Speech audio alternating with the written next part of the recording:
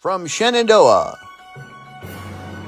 from Page County, from KMAland, this is KMA News Headlines. Good afternoon, I'm Mike Peterson with the latest from the KMA Newsroom on this Wednesday afternoon. Iowa Congressman Zach Nunn is among supporters of a bill designed to curb crimes caused by illegal immigrants. By a 264 to 159 vote Tuesday, the U.S. House approved the Laken Riley Act, which requires the Homeland Security Director to take into custody illegals charged with theft and other offenses.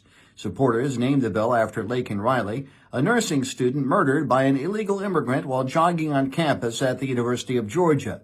The suspect, identified as Jose Ibarra, was later sentenced to life in prison for the murder. Nunn lauded the bill's passage in an interview on KMA's Morning Line program this morning.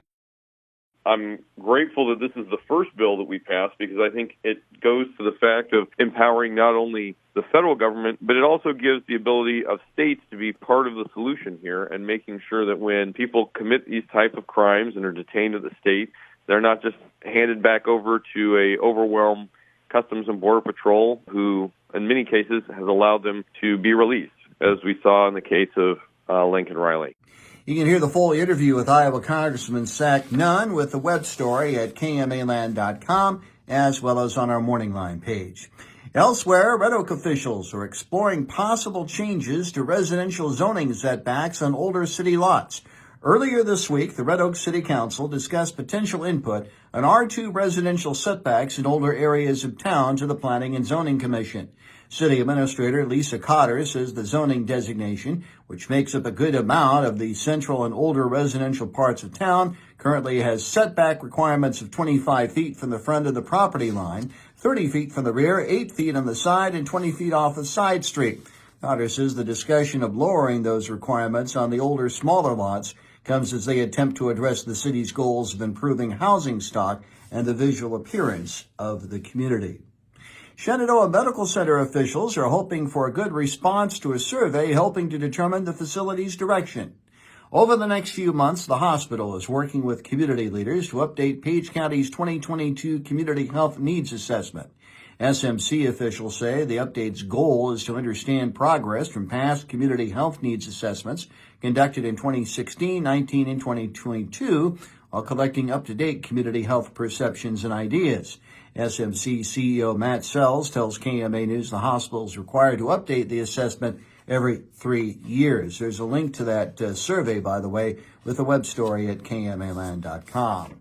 And the Fremont County Sheriff's Office is working to raise funds for a new four-legged officer.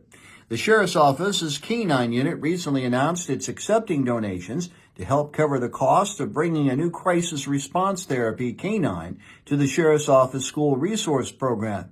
Deputy Logan Roberts is currently the school resource officer for both the Sidney and Fremont Mills districts and will serve as the handler for the new K-9 officer.